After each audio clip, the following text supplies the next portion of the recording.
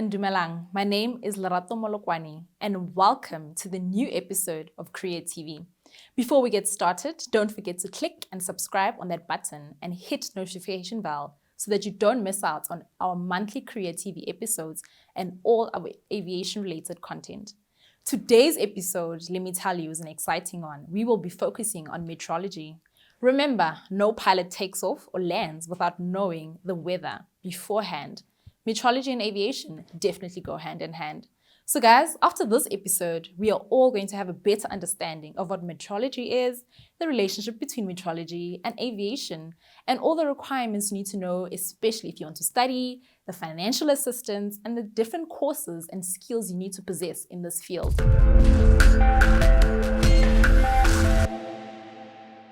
Like they say, there's nothing for mahala, but this information, we are giving it to you for free today.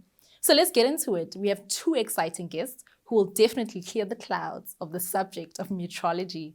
Let's meet them now. Meteorologist, Albert, thank you so much for joining me. How are you guys today?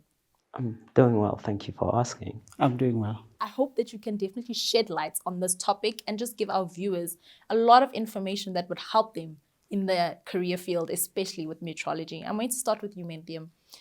Just basically give me an intro of who you are and basically what space you take up in the aviation field. Lerato, thank you for this exciting opportunity to introduce myself and my profession. My name is Meteorologist. I'm the Aeronautical Meteorology Inspector under the Meteorology Department at the South African Civil Aviation Authority. I have occupied this role for just over 4 years now. But before I joined the South African Civil Aviation Authority, I was with the South African Weather Service at the AWC Aviation Weather Center at OR Tambo. So that is where I actually honed my skills and gained the experience in the industry. Oh, lovely. Albert, please tell me more about yourself. Yeah, thank you, Lerato. I'm Albert Moloto. I'm the meteorologist, meaning I predict the weather. Okay. That's my profession. So I work for the South African Civil Aviation Authority. I spent 20 years before that. I spent 20 years with the South African Weather Service, where I was predicting the weather, analyzing and predicting the weather. So that's where I'm currently at. Actually, I'm at CAA at the moment. That's very interesting. And like you guys said, you spoke about predicting the weather and you're at CAA. And just before we dive into that, I think when everybody speaks of weather, they think of just weather forecasting that they see on TV.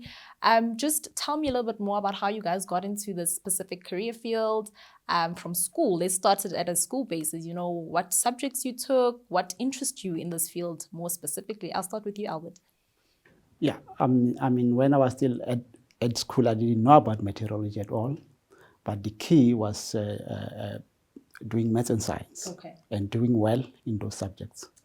So that's actually unlocked the world for me, if I may put it that way. Because after my matric, I got a bursary from the South African Weather Service to go and study meteorology at the Technicon at the time, and then where I did meteorology for about 4 years. And then I proceeded to the University of Pretoria to do 1 more year. So that got me a BSc degree in meteorology. That's interesting. Okay, that's very interesting. Minthim, if you don't mind, Albert has touched on, how from school into university, if you don't mind just maybe touching on the specific subject, what it entails once you are in meteorology and basically studying it. What does that entail? There's a lot of calculations that go into meteorology. That's why they want maths and science, because you're going to have to do atmospheric circulations and also the dynamics of the atmosphere as well. And there's a lot of mathematics and physics involved in those subjects. I recall when we were doing atmospheric circulations, were just an awful lot of calculations that you have to sort out and actually understand also the development of clouds and also the movement of the pressure systems. You have to know that. Also, what you have to know about this meteorology is it's actually a broad field. Yes. That is actually different spectrum into meteorology. For example, today we're talking about aeronautical meteorology, which is specific to aviation, but you have other genres, Yes. which actually touch on other subjects like marine meteorology. That is marine, where you focus on marine and the ocean. And also you have space weather, for example. You also train as a meteorologist, then you do, I think it's a post diploma in space weather as well, for example. That's very interesting.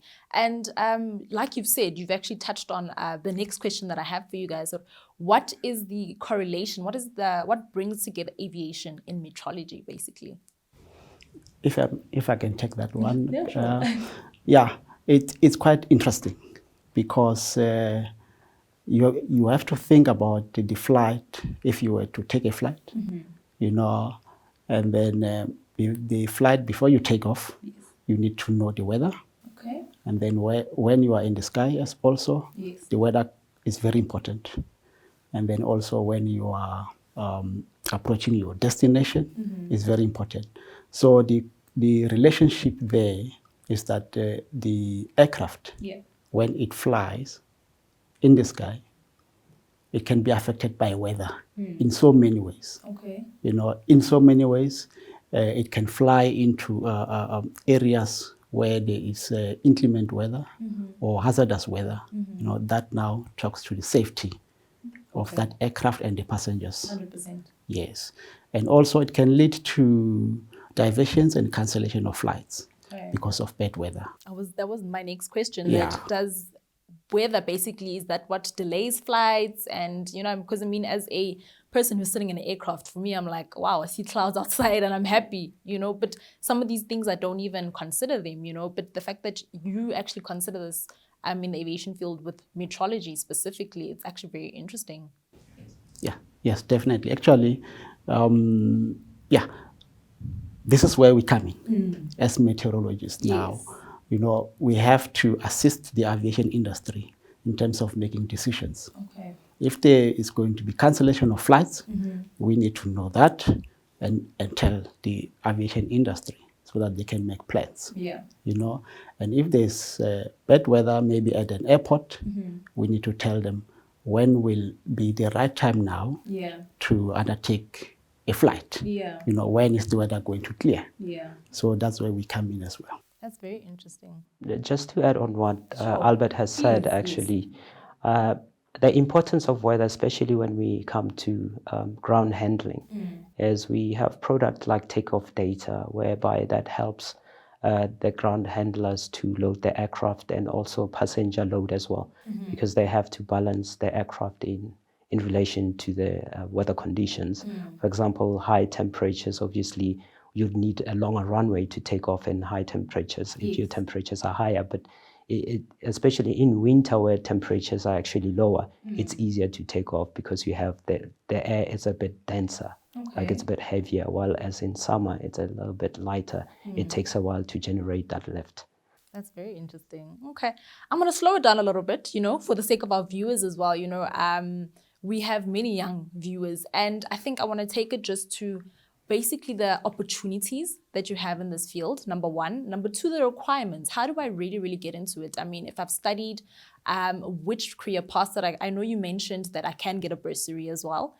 But if I don't get a bursary, what is my next step? What else can I do in order for me to actually find myself in this career, for example? Let me just start by mentioning a few ways to get into meteorology. I'll start with a national certificate, which is offered by South African Weather Service in collaboration with the University of Pretoria. Okay. What they require there, it's maths and science as well. Okay. You can actually get in by being trained as the aeronautical meteorological technician. Okay. That's where you can get in and gain a bit of experience and knowledge and study towards becoming a meteorologist. Okay. So you'll get a hands-on experience while you're actually studying to become a meteorologist, or you can just go fully fledged to university. Okay. Universities like University of Pretoria, Yes. University of Free State. Yes. I'm aware that they offer meteorology as a qualification, Okay. or you can study a BSc in majoring in mathematics, for example, you will be considered on any other BSc which is related. I think that's, unless my colleague want to add something, maybe I'm missing out. No, not quite, except to say that viewers out there, actually, what is important, especially the young ones, is to get maths and science and pass it well. So that's the first step, because then you will expose yourself, if you've done that, to opportunities. Maybe there will be a bursary somewhere, and then you can be able to get into meteorology. And like you've touched on the bursary, I mean, it does sound like a very expensive field to be in. When you start speaking about maths and science, that anything, it starts becoming a little bit expensive. So there are bursaries. From what I'm hearing, you are saying that there are bursaries, there are funding opportunities for anybody out there who wants to get into the field. And it's important to focus on maths and science. Yes. That's what I'm getting from it. And how long do you think it takes to fully qualify and be in the industry? It depends, because then if you want to become a meteorologist, which means that you will be then predicting the weather, you will analyze and predict the weather. It takes, you have to have a 3-year degree, and then you do 1 more year, which now you're specializing in meteorology. So if you come with just an ordinary degree, a 3-year degree, then you will have to do 1 more year in meteorology. But if you start from your first year doing meteorology, then that will be a 3-year degree. So it can take long if you want to become a weather forecaster. It takes longer, about minimum about 3 years. And then if you want to become a meteorological technician, out of metric, if you have your maths and science, then you can, weather service, they've got opportunities there for those individuals, to do 1 more year, whereby they now train them in terms of weather observations.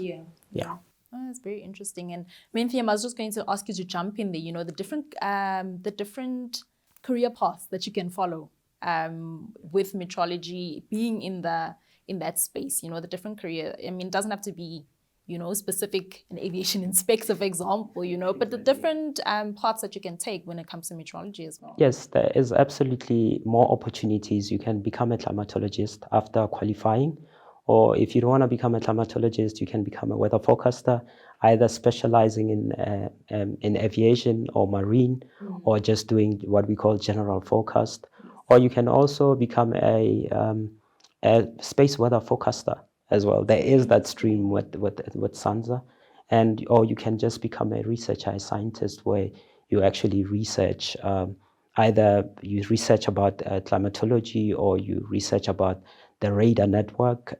So there's a vast of opportunities where meteorology is concerned. Yeah, no, that's very interesting. Thank you so much. And before we close off, I just want you to guys just to give a little bit of the viewers the words of encouragement. The young ones, when they, sometimes you find yourself, you're very confused about the subjects that you're taking, or you find yourself in a career that you don't know what you can do with it. If you can just give the viewers a little bit of words of encouragement.